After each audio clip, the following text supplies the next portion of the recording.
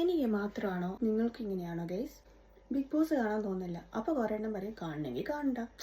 അങ്ങനെയല്ലല്ലോ, നമ്മുടെ big boss അല്ലേ. എന്തോ ഒരു ക്യാച്ച് ഫാക്ടർ, ആ ഒരു നമ്മളൊന്ന് പിടിച്ചിരുത്താതെ ഒരു മിസ്സിങ് ആവുന്നുണ്ട് കേട്ടോ.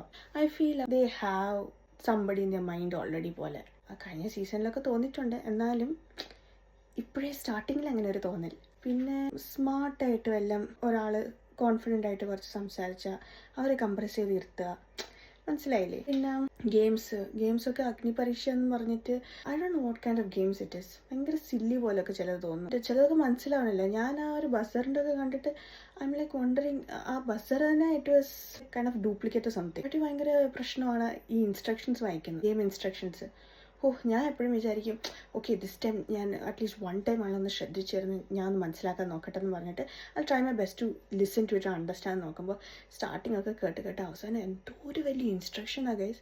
പകുതി എത്തുന്ന മുമ്പ് എൻ്റെ ഓൾ ദ ഡ്രീംസിലെ ട്വിങ്കിൾ സ്റ്റാർസ് ആയി പോവും. പിന്നെ എനിക്കെല്ലാം അങ്ങ് ബ്ലറായി പോവും. പിന്നെ ലാസ്റ്റ് എനിക്ക് ഗുഡ് ലക്ക് മാത്രം കേൾക്കാം, അതെനിക്ക് മനസ്സിലായി. ഒരാൾ വല്ലതും സംസാരിച്ചാൽ അതിൻ്റെ സബ്ജക്റ്റ് വേറെ രീതിയാക്കുക, ഓവർ വഴക്ക് പറയുക, അങ്ങനെ ഇങ്ങനെ എനിക്ക് മാത്രമാണോ? I M over thinking, I don't know. Usually എത്ര ടൈം ഇല്ലെങ്കിലും എങ്ങനെയെങ്കിലും ടൈം ഉണ്ടാക്കി ഞാൻ കാണുന്നത്. പിന്നെ എൻ്റെ കാര്യം പറയാൻ പറ്റത്തില്ല, പെട്ടെന്നായിരിക്കും ഇരുന്ന് ഒരുമിച്ച് എല്ലാ എപ്പിസോഡും കാണുന്നത്. എനിവേ